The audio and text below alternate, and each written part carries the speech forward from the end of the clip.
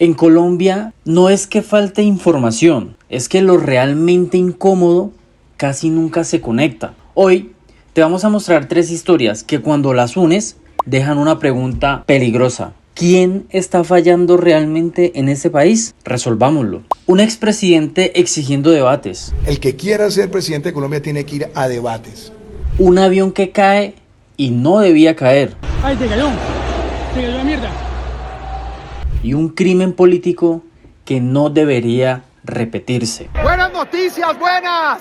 Hundimos la consulta popular, 47-45.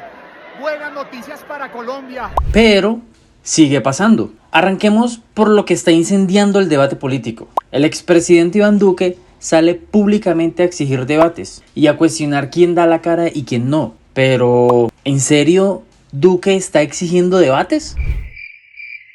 8:15. Vale, no hay problema. Hablemos de debates, porque eso no ocurre en cualquier momento. Ocurre justo después de un choque directo con el presidente Gustavo Petro por la tragedia del avión en Putumayo. Un cruce de responsabilidades, donde uno apunta al pasado y el otro al presente. Casualmente a lo que más conviene. Pero aquí viene lo más interesante, porque en Colombia el debate político no siempre ha sido un principio, muchas veces ha sido una estrategia, y eso lo podemos recordar si viajamos al pasado a anteriores elecciones. Pero aquí es donde entra la pregunta incómoda. ¿Se exige hoy lo que ayer no fue prioridad? Porque cuando el país necesitaba claridad, cuando necesitábamos contraste de ideas, cuando necesitábamos una lucha frontal entre ambas partes, no lo hubo. Muchos sintieron que ese nivel de confrontación no fue suficiente.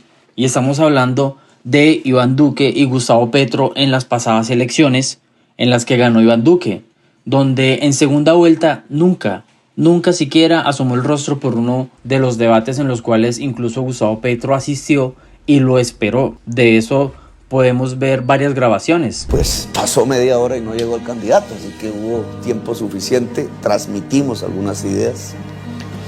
Nosotros nunca dejaremos esta silla vacía si soy presidente de Colombia. Y cuando hablamos de debates, no se trata de ideología, se trata de algo más básico, coherencia política. Porque exigir debate implica haberlo defendido siempre, no solo cuando conviene.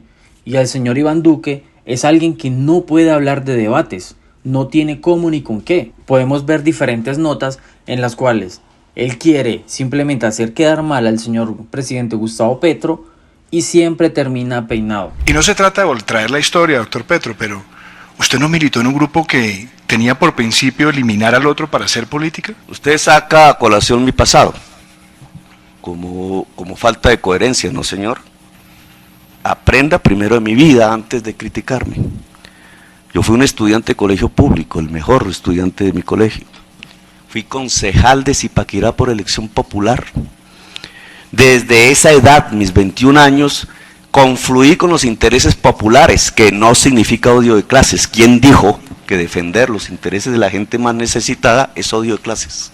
Y aquí es donde la conversación se vuelve incómoda, porque en Colombia ¿el debate es un derecho ciudadano o una herramienta de presión política? ¿Cuál de las dos? ¿Se pide transparencia o se usa como discurso? Porque el problema realmente no es que se exijan debates.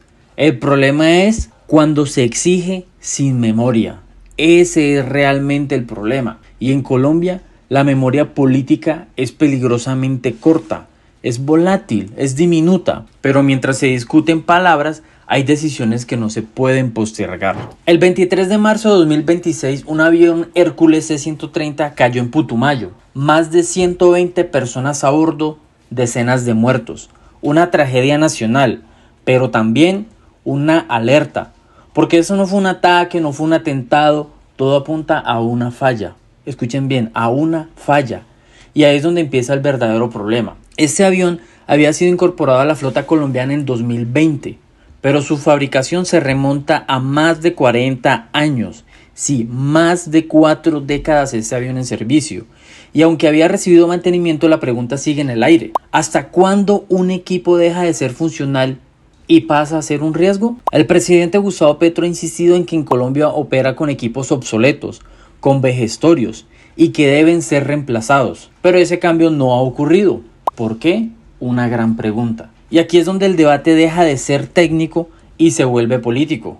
Por eso Iván Duque aparece. Porque cambiar una flota no es solo cambiar aviones, implica presupuesto, decisiones, prioridades y sobre todo voluntad. Y cuando esa voluntad no llega, los riesgos se acumulan. Y cuando se acumulan, ¿adivinen qué? Sí, alguien paga.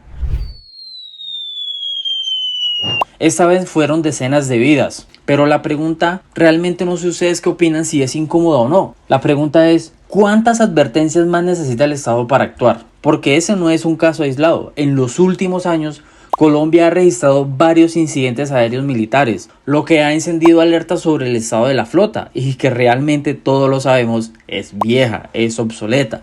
Aquí no basta con investigar lo que pasó, aquí hay que responder por lo que no se hizo, porque gobernar no es reaccionar, es realmente anticiparse. Y todos estos accidentes, todas las acciones que se han llevado a cabo son simplemente correctivas, sanatorias. No hay nada que prevenga ello. Y lo más increíble y lo más transitorio es que hay algo aún más grave que un fallo técnico. Y es cuando la violencia decide intervenir en la política. Sí, señor. El asesinato del candidato Miguel Uribe Turbay no es un crimen, es un mensaje.